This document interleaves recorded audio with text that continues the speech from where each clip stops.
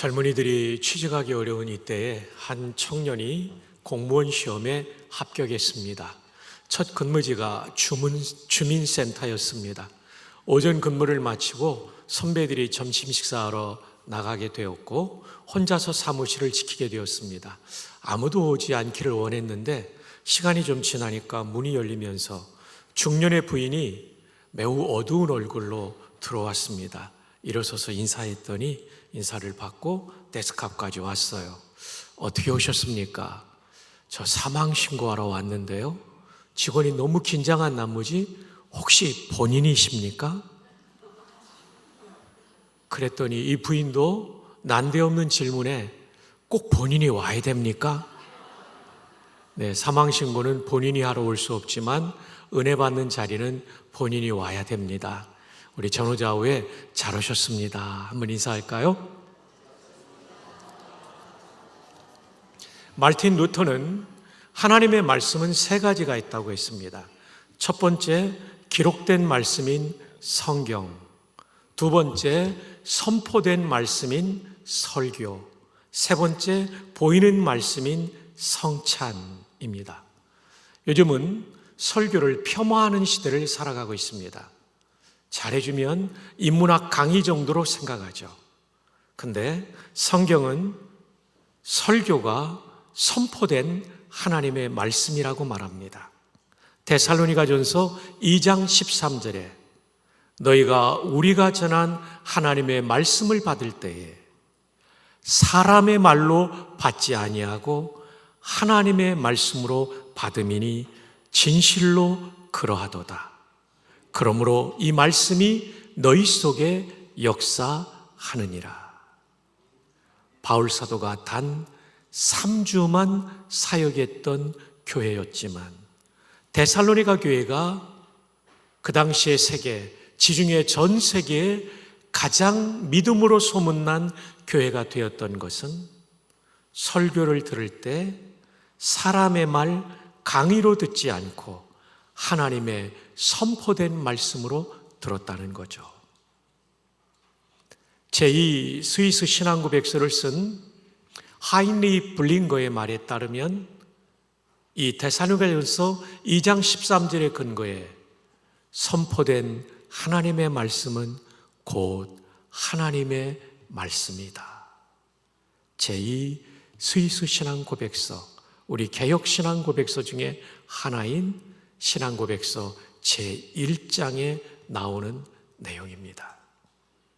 이 강단에서 담임 목사님께서 또는 부목사님들께서 설교하실 때마다 사람의 말이 아닌 선포된 하나님의 말씀으로 들으면 하나님의 말씀이 우리 개인과 교회 안에 역사하게 될 것입니다. 그렇게 듣는 복된 여러분 되시기를 주님의 이름으로 축복합니다. 오늘 말씀의 제목은 하나님 나라 모습, 교회 모습입니다. 함께 보실까요? 파워포인트로. 하나님 나라는 성경에 세 가지로 소개되고 있습니다. 죽어서 가는 하나님의 나라. 십자가상의 강도가 예수여 당신의 나라에 임하실 때에 당신의 나라, 하나님 나라를 말하죠.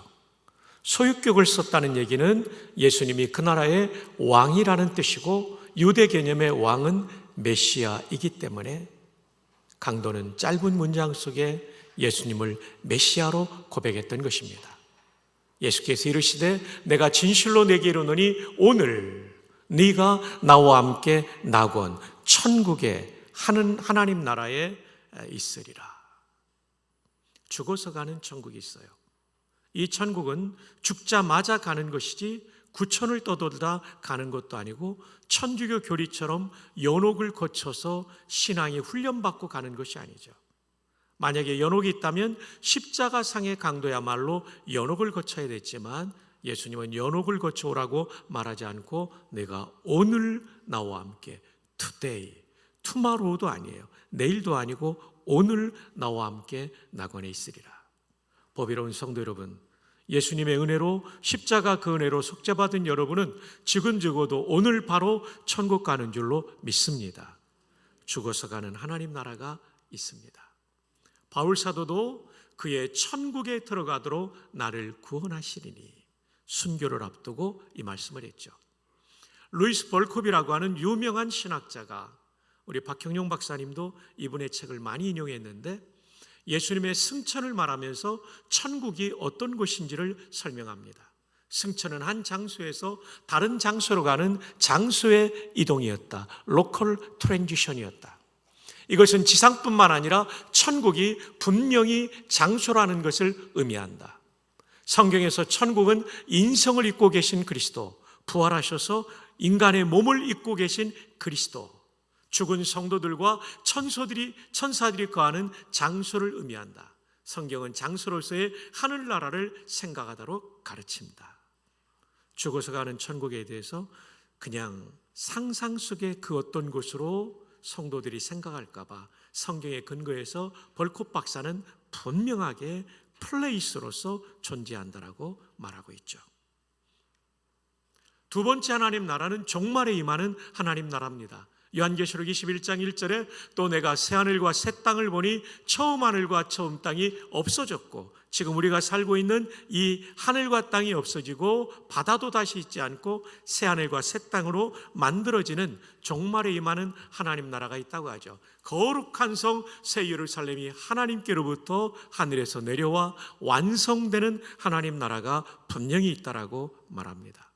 세 번째로는 오늘 본문과 관련된 현재에 경험하는 하나님 나라, 로마서 14장 17절 본문에 하나님의 나라는 하는 이 나라입니다. 이 나라는 왕이신 하나님의 통치를 받는 것이 현재 경험하는 하나님 나라예요. 이것은 우리 마음에 경험하죠. 주의 얼굴 뵙기 전에 멀리 뵈던 하늘나라, 어디에 이루어집니까? 내 마음속에 이루어지니 날로 날로 가깝도다.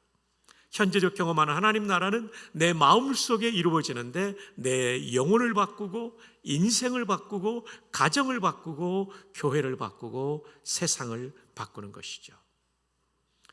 여러분, 첫날 제가 말씀드렸던 백낙준 박사님, 연세대학교 초대 총장을 지내신 분이십니다. 이분의 아버님은 선천 외곽의 곽부라는 지역의 무당이었어요. 자신도 무당으로 그저 그렇게 살 인생이었지만 하나님 나라가 이 가정에 임하니까, 각 가정의 식구들에게 임하니까 그들의 인생이 구원받은 하나님의 자녀가 될 뿐 아니라 한국 근대사의 별처럼 빛나는 영향력 있는 인생을 살게 된 것입니다. 현재적 의미 하나님 나라는 우리를 하나님 자녀 삼고 구원하실 뿐만 아니라 우리 삶을 의미 있는 인생으로 바꾸어 주시는 줄 믿습니다. 제가 총장 오기 전에 부산의 부전교회 담임 목사를 할 때 한 10년 전에 중년의 부인이 저 예배당 뒤쪽에 앉아 있었어요. 이분은 알코올 중독 환자였습니다. 술을 끊으려도 끊어지지 않고 남편과의 갈등으로 이혼의 위기에 치닫고 있었고, 우울증이 심각하게 걸려 있었고 자살 충동까지 느끼는 사람이었어요. 남편이 출근할 때는 오늘은 술 먹지 않겠다고 말했지만 점심 먹고 나면 어김없이 여성 술 친구들을 불러 함께 술을 먹었던 그 여성, 이러다가 정말 자살하고 죽게 된다는 심각한 마음의 위기감을 가지고 딸들이 다니는 부전교회 예배당에 왔어요. 불신자였기 때문에 맨 뒤에 앉았죠. 첫날은요, 목사의 설교가 들려오지 않더래요. 새가족 환영잔치 때 간증하면서 한 얘기예요. 그런데요, 찬양팀과 찬양대의 찬양을 듣는 가운데 왠지 설명할 수 없는 눈물이 흐르더래요. 예배를 마치고 가는데 마음이 후련해지면서 다음 주도 오고 싶다, 이 마음이 들더래요. 그 다음 주에 또 왔는데 역시 설교는 안 들어오고 찬양대와 찬양팀을 통해 마음이 치유받는 걸 경험합니다. 세 번째 주도 목사의 설교는 안 들어오고 그 목사가 저예요. 찬양대와 찬양팀에 감동을 받았대요. 세 번째까지 말씀이 안 들어왔다니 제가 상처가 되더라고요. 그런데 어쨌든 이 찬양대와 찬양팀을 통해서 마음의 감동을 받고 치유가 되니까 매주 나오게 된 거죠. 그런 의미에서 찬양대와 찬양팀은 정말 소중한 거죠. 한번 우리 박수로 한번 격려할까요? 정말 귀한 분입니다. 처음 교회 오는 분들에게는 말씀이 잘 안 들어올 수 있어요. 그런데 찬양은 좀 잘 들어올 수 있죠. 근데 넷째 주부터 말씀이 조금씩 이해가 되더래요. 한 2달이 지나니까 술이 끊어지더래요.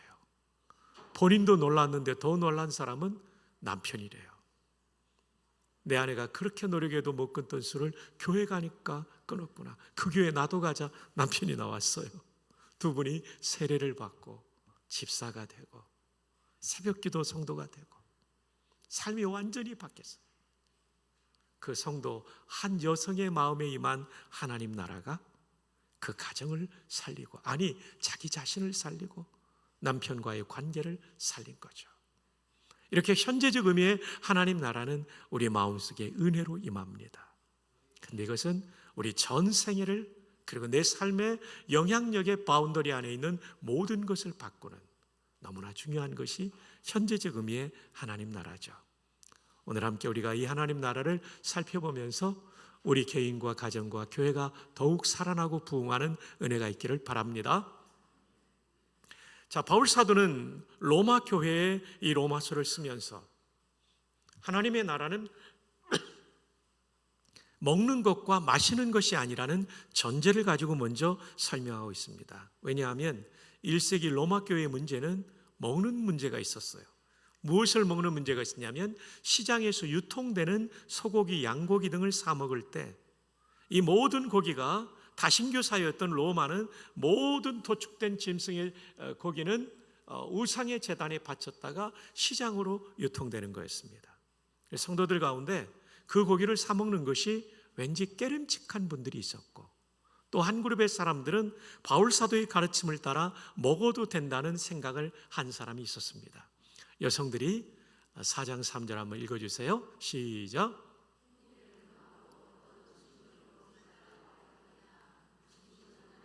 여기 어떤 음식물은 시장에서 판매되는 고기를 먹지 말라고 할 터이나 하나님이 지으신 바니, 남성들 시작.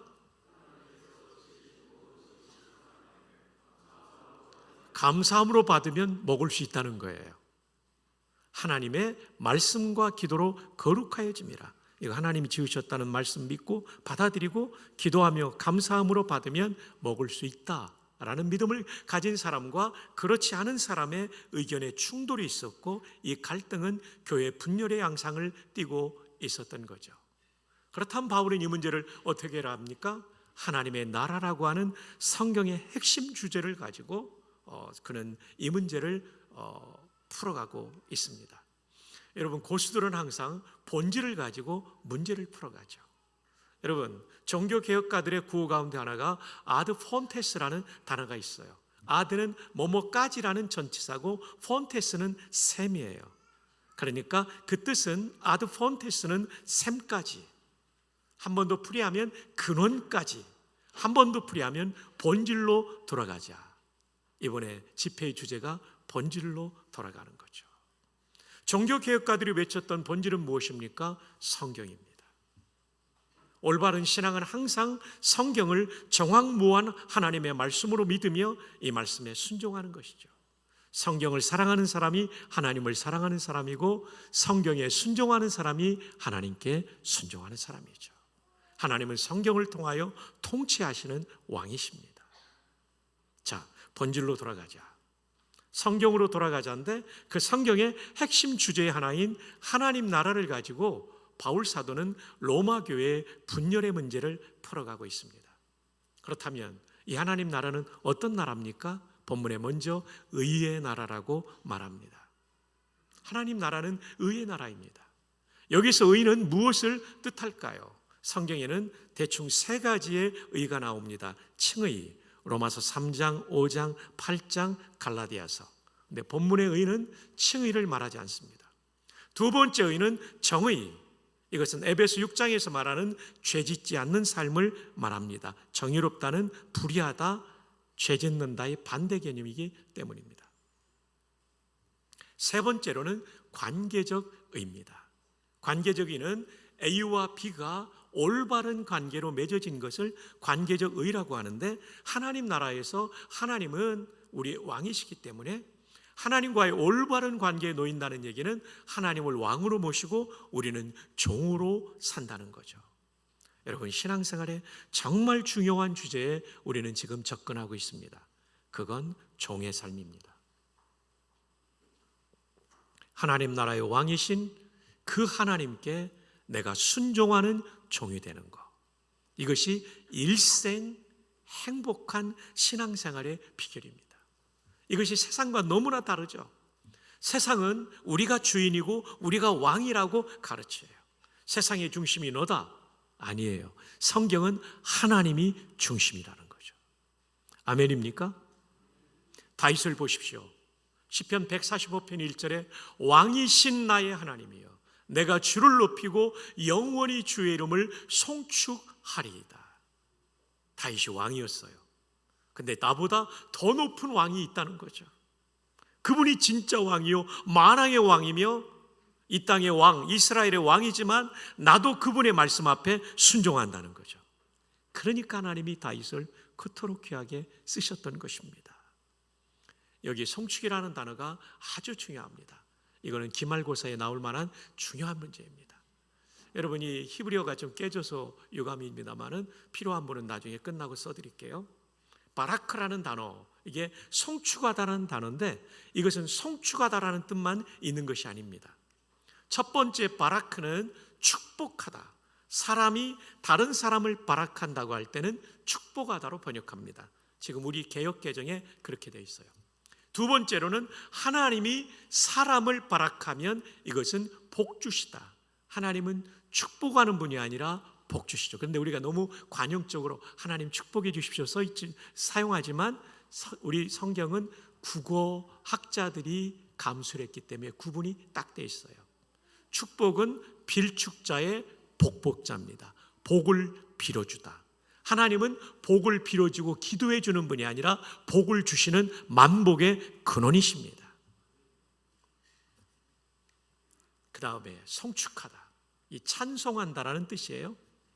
사람이 하나님을 바라크한다면 주어와 목적에 따라 뜻이 세 가지로 이 사전에 나오는데 사람이 하나님께 바라크한다고 할 때는 무슨 뜻이냐면 바로 이 뜻입니다.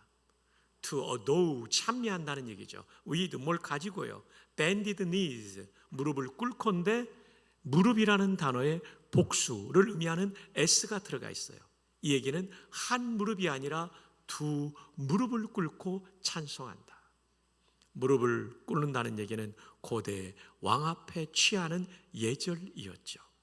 그러므로 바라크라는 단어의 세 번째 뜻, 두 무릎을 꿇고 찬미한다는 얘기는 하나님을 왕으로 모시고 찬송한다는 뜻이죠. 얼마나 좋은 찬송인지 몰라요. 할랄은 일반적인 찬송이죠. 자마르는 악기를 가지고 하는 찬송을 말하기도 합니다. 야다는 손을 들고 하는 찬양을 말합니다. 근데 바라크는 두 무릎을 꿇고, 제가 지금까지 연구한 바로는 찬송 중에 최고의 찬송이 바라크예요. 왜냐하면 하나님을 왕으로 높여드리며 찬양하는 거니까요. 그러니까 시편 145편 1절을 가지고 만든 찬양이 맞아요. 왕이신 나의 하나님, 내가 주를 높이고 영원히 주의 이름을 뭐 한다고요? 송축하리이다. 하나님이 왕이시니까 그냥 찬송을 쓰지 않고 무릎 꿇고 찬송하는 송축을 쓴 것입니다. 여러분, 이 바라크라는 단어는 축복하다, 복주다, 송축하다의 뜻인데 영어로는 bless예요. 이 bless라는 단어가 여러 의미가 있다는 것을 알아야 돼요. 여러분이 구약 성경을 읽을 때 bless the Lord 이 말 나오면 여러분 놀랄 거예요. 아니, 내가 하나님을 어떻게 축복하지? 아니, 하나님을 내가 어떻게 하나님에게 복을 드리지? 그때는 bless the Lord, 목적어가 하나님일 때는 하나님을 찬송한다는 송축하다로 번역해야 되는 거죠. 여러분, 창세기 12장 3절에 보면 이것이 명료하게 구분되어 있어요. 그 외에도 많은 본문이 설명해 주는데 동일한 바라크라는 단어, 영어로는 bless라는 단어를 쓰지만 아브라함에게 하나님께서 하신 말씀인데 너를, 아브라함을 축복하는 자에게는, 그 사람에게는, 사람이 아브라함을 바라크하니까 이걸 축복으로 번역한 거예요.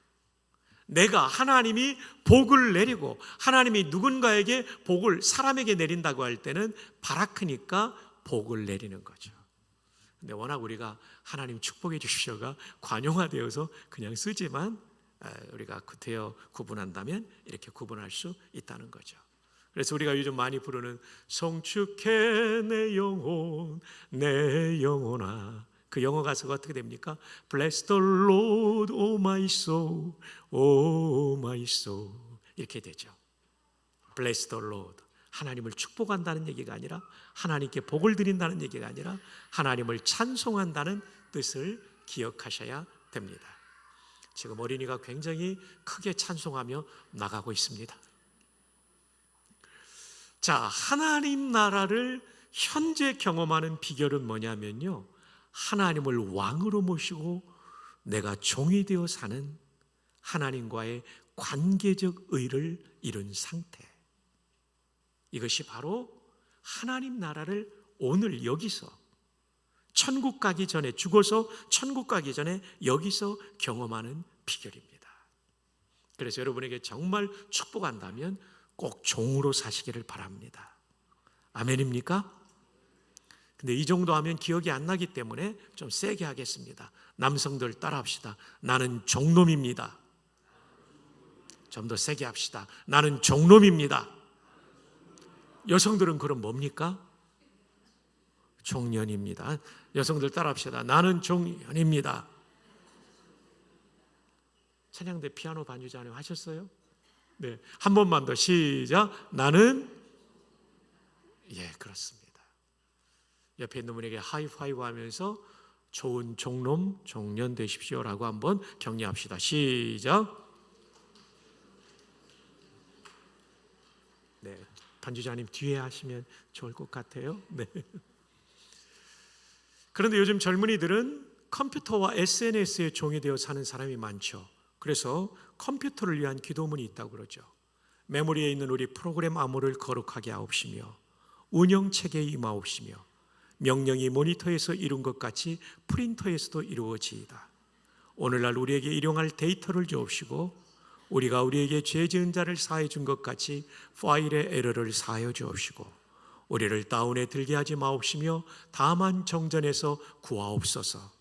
대개 CPU와 하드와 USB가 컴퓨터께 영원히 있사옵나이다. 엔터.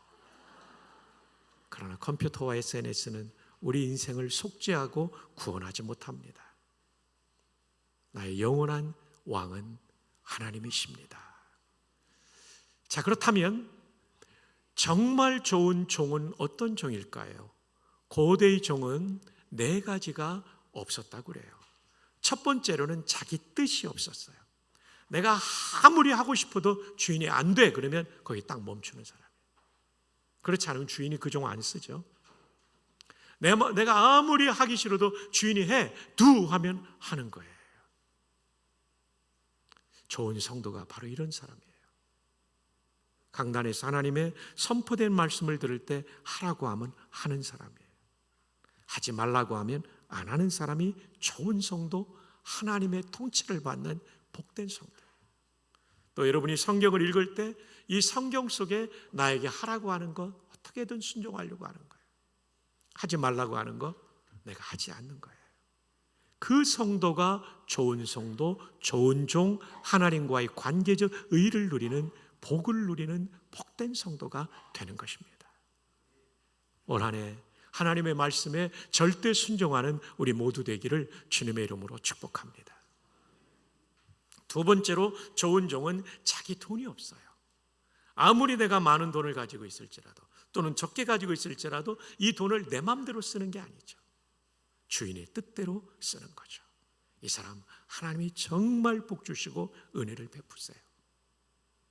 11조가 왜 중요하냐면 돈이 내 인생의 주인이 아니라 하나님이 내 인생의 주인이요 왕이십니다라는 고백이 11조예요.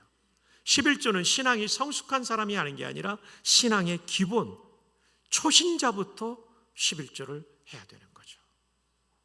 왜냐하면 하나님을 주인으로 모신 사람이 되었기 때문에. 제가 군생활 첫 부대는 특공연대였습니다.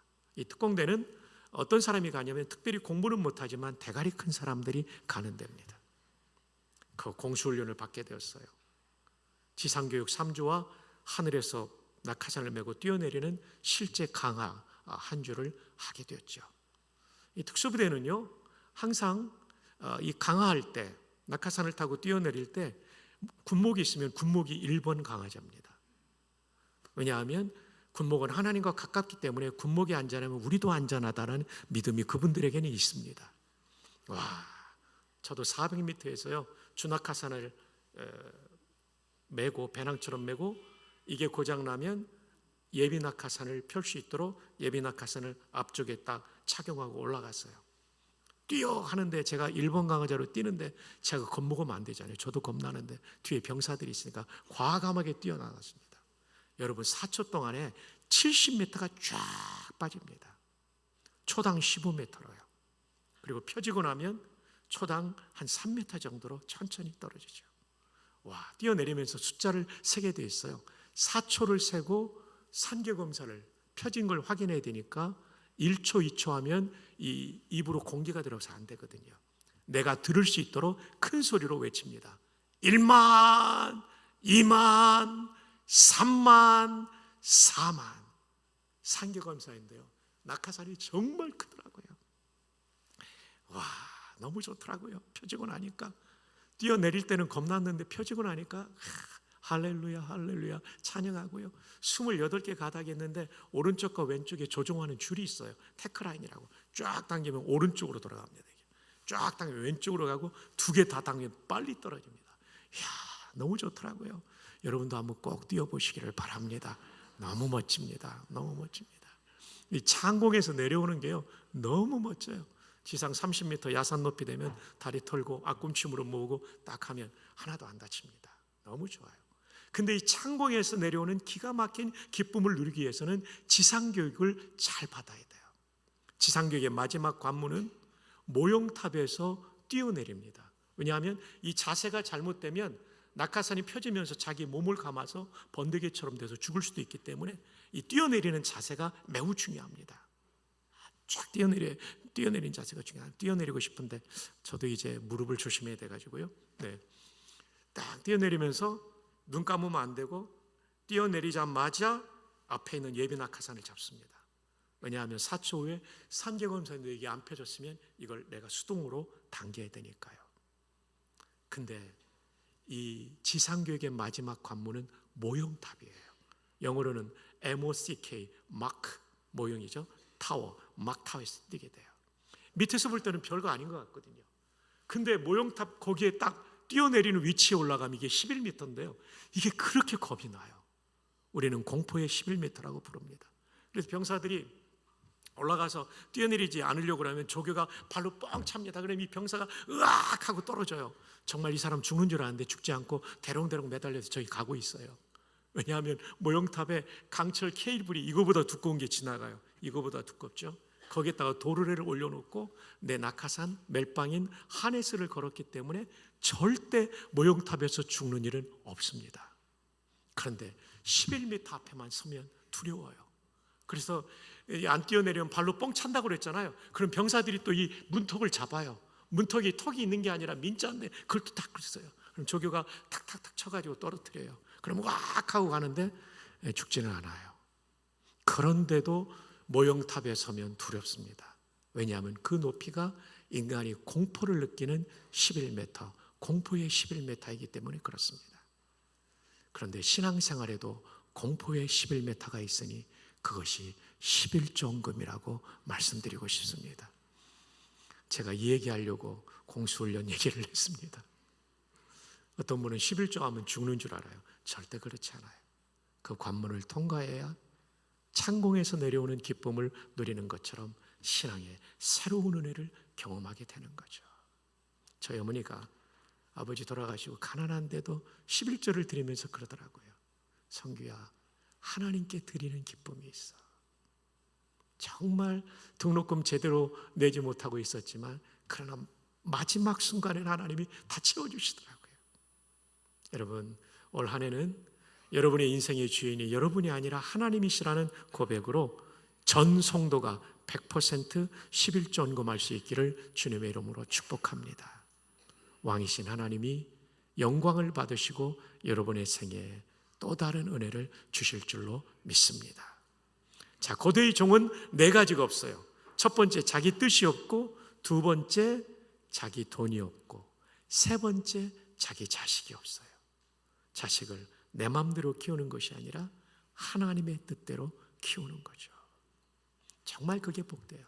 마지막 네 번째로는 고대의 종은 자기 생명이 없죠. 주인이 원하시면 생명까지도 바치는 것. 이것이 고대의 좋은 종들이었어요. 하나님을 왕으로 모시고 관계적 의를 누린다는 것은 네 가지가 없는 삶을 사는 것입니다. 이분이 바로 좋은 종놈이고 종년이 되는 거죠. 한 번 더 우리 옆에 있는 분에게 하이파이브 합시다. 좋은 종놈, 종년 되시기를 바랍니다. 시작. 그러려면 네 가지가 없는 삶을 살아야 되겠죠. 두 번째, 하나님의 나라는 평강의 나라입니다. 의와 평강. 이 평강은 평화를 의미하죠. 자, 그럼 여기서 평강은, 로마 교회 상황의 평강은 무엇을 뜻할까요? 그것은 비판하지 않는 것입니다. 여기서는 학문적인 비평을 하는 크리틱을 하지 말라는 것이 아니라 그건 할 수 있어요. 문제는 뭐냐면 인격적인 모독을 주는 비난, 블레임을 하지 말라는 뜻인 것입니다. 자, 로마서 14장 1절, 오늘 본문의 맨 앞부분입니다. 자, 여성들 한번 읽어요. 시작. 믿음이 연약한 자를, 그의 의견을 비판하지 말라. 자, 남성들 시작. 어떤 사람은 모든 것을 먹을 만한 믿음이 있고, 믿음이 연약한 자는 뭐만 먹느니라? 채소만 먹느니라. 이 고기를 못 먹는 그런 사람들이 있었다는 거죠. 네. 먹는 자는 먹지 않는 자를 업신여기지 말고, 먹지 않는 자는 먹는 자를 비판하지 말라. 이는 하나님이 그를 받으셨습니다. 하나님이 다 용납했는데 너희들끼리 왜 업신여기고 비난하느냐라고 말씀하고 있는 거죠. 그래서 로마 교회 문제가 시장에서 판매되는 고기 먹는 문제라는 것이 명료하게 14장 전반부에 나옵니다. 여러분, 종교개혁 이후에 30년 전쟁이라고 있었어요. 카톨릭 측 나라와 프로테스탄트 측 나라가 전쟁을 벌였는데, 그때까지의 전쟁 중에 가장 참혹했던 전쟁, 이 전쟁이 끝나는 무렵에 루퍼투스 멜데니우스라고 하는 유명한 독일의 신학자가 이런 얘기를 했습니다. 본질적인 것에는 일치를, 비본질적인 것에는 자유를, 모든 것에는 사랑을. 여러분, 이것을 우리에게 적용한다면 오늘 우리의 본질은 무엇입니까? 첫 번째, 성경이 본질입니다. 그리고 성경을 압축해 놓은 사도신경이 본질입니다. 또 하나는 담임 목사님의 목회 철학이 본질입니다. 대한민국의 수많은 목사님들 가운데 이광원 목사님을 위임하여 여러분의 교회 담임 목사로 세우신 분은 하나님이십니다. 이 목사님의 성품과 기질, 신학교육과 목회 경험, 이 모든 것을 쓰시기 위해서 이광원 목사님을 위임하여 세우신 것입니다. 그러므로 목사님의 목회 철학을 존중하는 것은 교회의 본질입니다. 목사님이 목회하려는 방향에 여러분들이 최선을 다해서 협력하는 것, 이것은 본질입니다. 제가 45세 부전교회라는 교회 담임으로 갔을 때 같은 지역인 부산 수영로교회 정필도 담임 목사님, 그때는 담임 목사님이셨죠.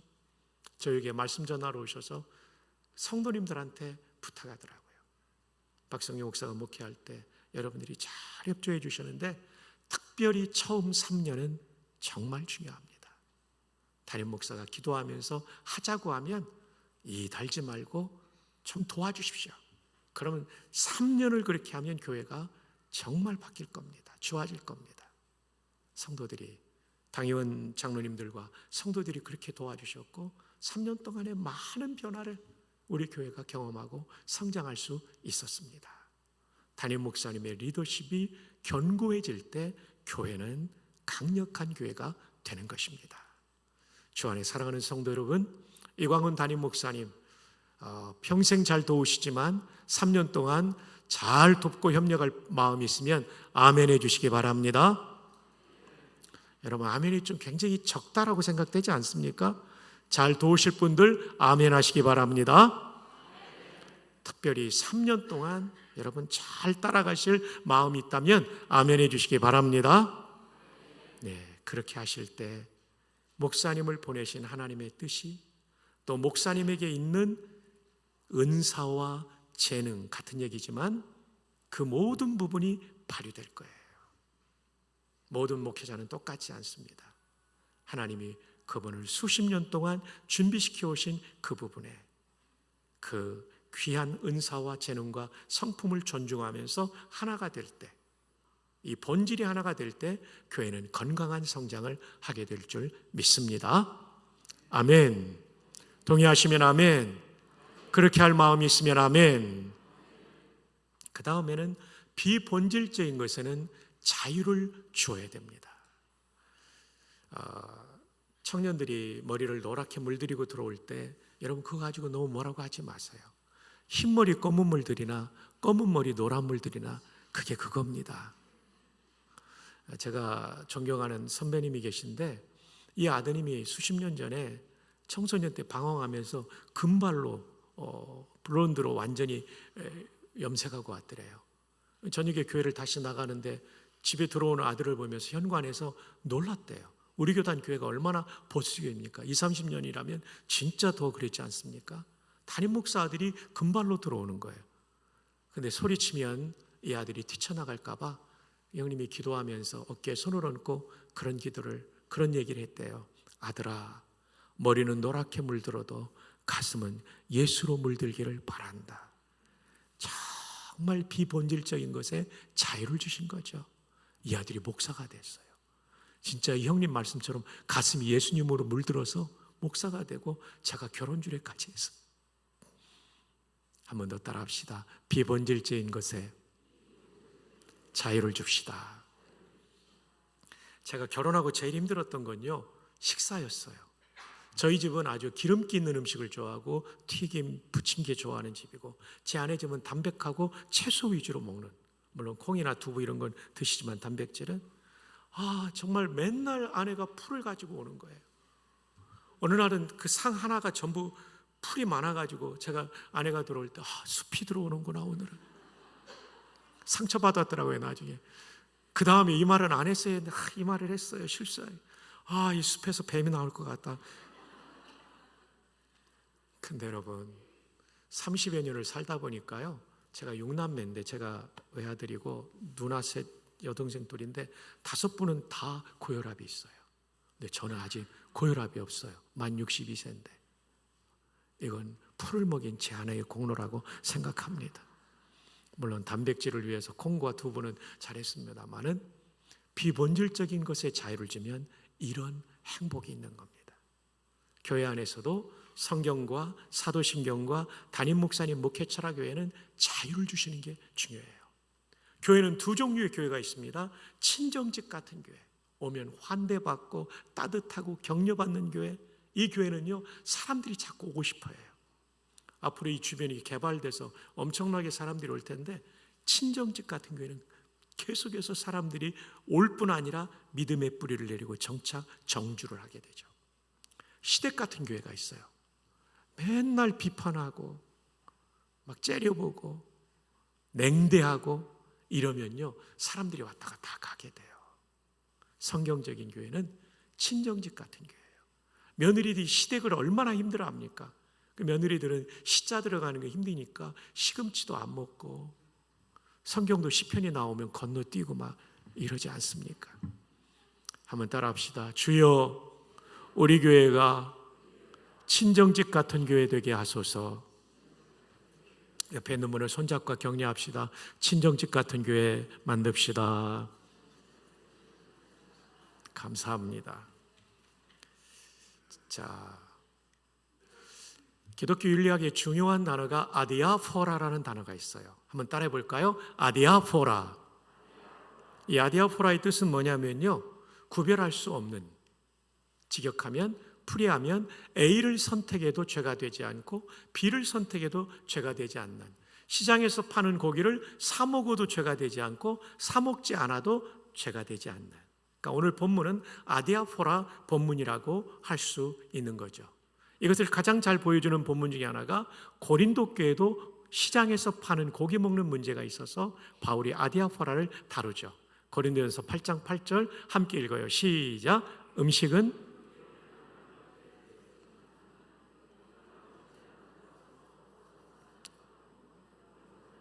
먹지 않는다고 해서 더 못 사는 것도 아니고 먹는다고 해서 더 잘 사는 것도 아니다. 이게 바로 아디아포라예요. 김장한 목사님 사모님이 미국 분이시잖아요. 트루디 사모님 59년도에 수원으로 모시고 이제 오셔서 결혼 생활 하시는데 정말 힘들었던 게 치약이었대요. 이 목사님은 가난한 집의 아들이었기 때문에 치약이 아까워서 밑에부터 감아가지고 조금씩 쓰면 사모님은 중간에 꾹 눌러 쓰는데 옛날 치약은 또 알루미늄 같아가지고 한번 찌그러지면 이 복원이 잘 안 되잖아요.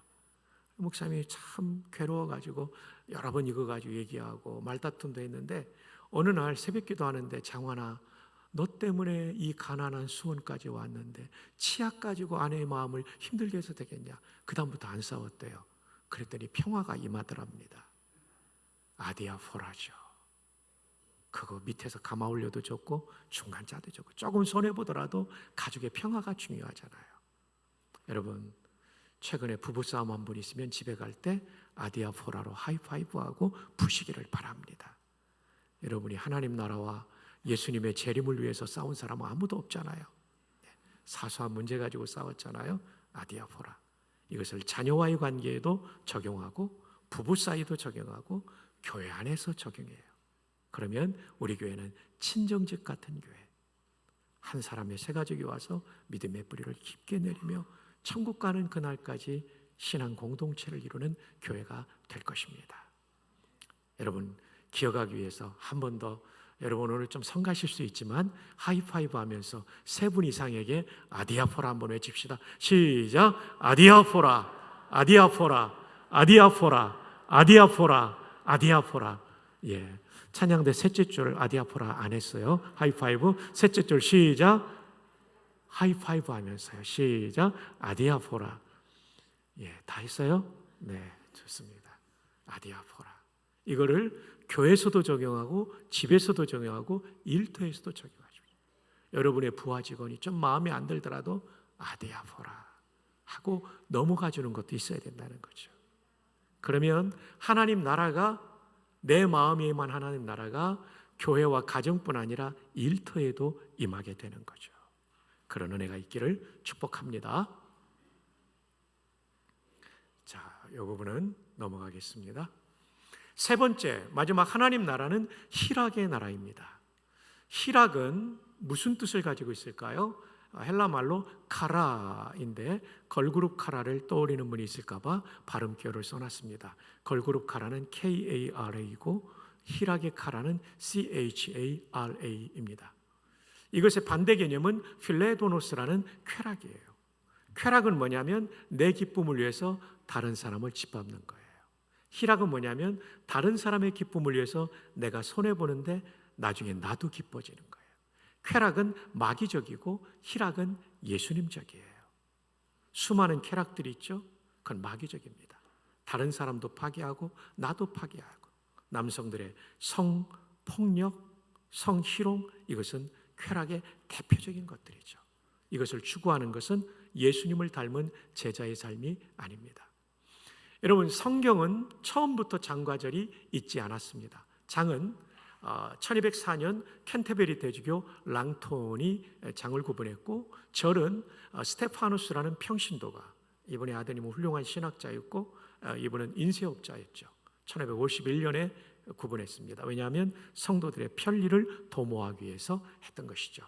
그러니까 1204년 이전에는 장이 없었고 1551년 이전에는 절도 없었어요.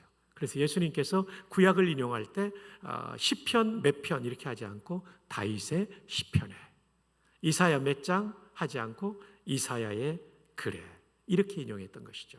그런 면에서 우리는 참 성경을 읽기 편리한 시대를 살아가고 있는데 성경을 읽지 않는 것이 문제죠. 성경을 많이 읽기를 바랍니다. 자, 오늘 본문도 로마서 14장에서 끝나지 않아요. 15장까지 그 주제가 연결되고 있어서 성경을 읽을 때는 한 주제를 묵상할 때 장을 뛰어넘어서 연결해서 읽을 필요가 있죠. 본문이 그렇습니다. 자, 15장 1절 우리 여성들 한번 읽어주세요. 시작.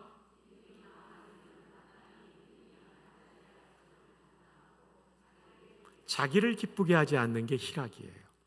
그 다음 남성들 2절 시작. 이웃을 기쁘게 하는 게 희락이에요. 그런데 술 사주고 마약 주면서 기쁘게 하면 안 되죠. 선을 이루고 덕을 세우도록 할지니라.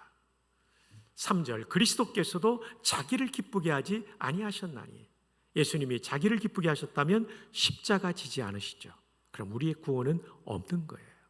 우리의 영원한 기쁨을 위하여 그분이 희생당하신 거죠.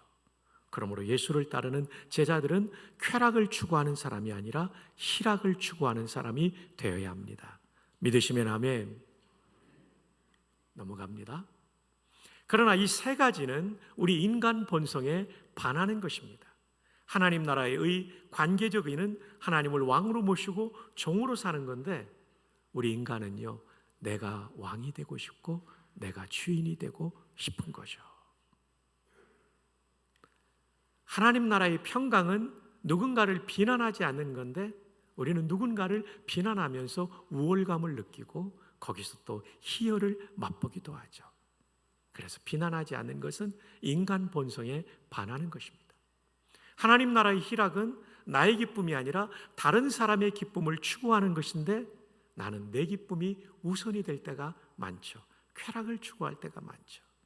이렇게 이 세 가지는 하나님 나라 모습은 인간 본성에 반하는 것입니다.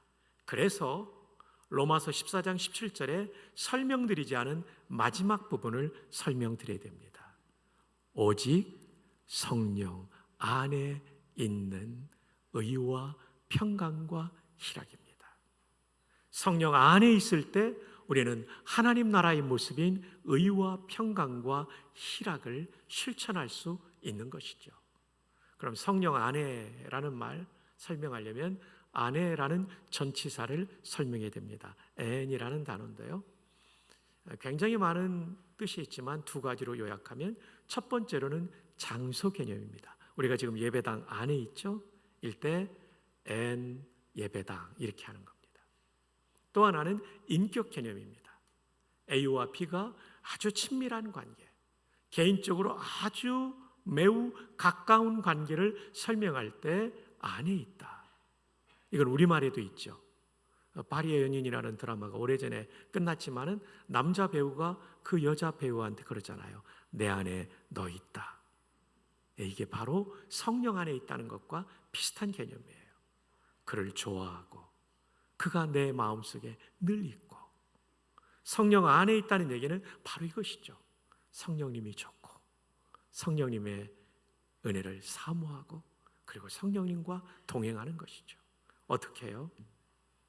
예배를 드리면서 성령님의 임재를 경험하고 개인적으로 성경을 읽으면서 성령님의 임재를 경험하고 찬양하며 성령님의 임재를 경험하고 기도하며 성령님의 임재를 경험하고 더 나아가 그 말씀에 순종하면서 성령님의 임재를 경험하면 성령 안에 있는 삶을 사는 겁니다.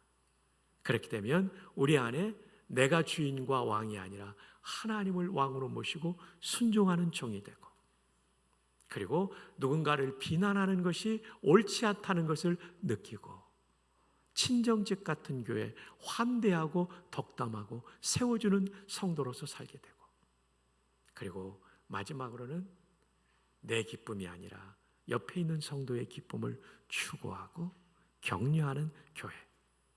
이 교회는 하나님 나라의 모습을 갖춘 교회고 이 교회의 성도가 집에 가면 집이 하나님 나라를 경험하고 일터에서 이렇게 살면 일터가 하나님 나라를 경험하는 것이죠. 올 한 해 여러분의 신앙생활이 하나님 나라의 모습을 갖춘 복된 신앙생활 되기를 축복합니다. 자, 결론입니다. 오늘 말씀의 제목이 하나님 나라 모습, 교회 모습입니다. 하나님 나라는 의의 나라입니다. 하나님을 왕으로 모시고 나는 종으로 살 수 있기를 바랍니다. 옆에 분에게 한 번 더 축복합시다. 좋은 종놈, 좋은 종년 되십시오. 시작. 이게 일생 여러분을 복되게 할 거예요. 이대로 살면. 그 다음에 평강의 나라, 비난하지 않기 위해서는 비본질적인 것에 자유를 줘야 되죠. 한 번 더 전후좌우에 우리 이렇게 상기시켜 드립시다. 아디아포라, 비본질적인 것에 자유를 주는 거죠. 세 번째, 하나님 나라는 희락의 나라입니다. 내 기쁨이 아니라 이웃의 기쁨을 추구합시다. 옆에 분에게 이렇게 약속합시다. 한 달 안에 식사 대접 꼭 하겠습니다. 시작. 한 달 안에 식사 대접 꼭 하겠습니다. 그런데 이것은 성령 안에 있을 때만 가능합니다. 예배를 소중하게 여기십시오. 기도회를 소중하게 여기십시오. 개인의 경건의 삶을 소중하게 여기십시오. 그리고 순종을 소중하게 여기십시오. 여러분은 어느덧 하나님의 통치를 받는 하나님 나라의 은혜를 경험하는 기가 막힌 복된 성도의 삶을 살아갈 것입니다. 여러분은 이 땅에서 가장 복된 교회가, 여러분의 교회는 그런 교회가 될 것입니다. 기도하겠습니다.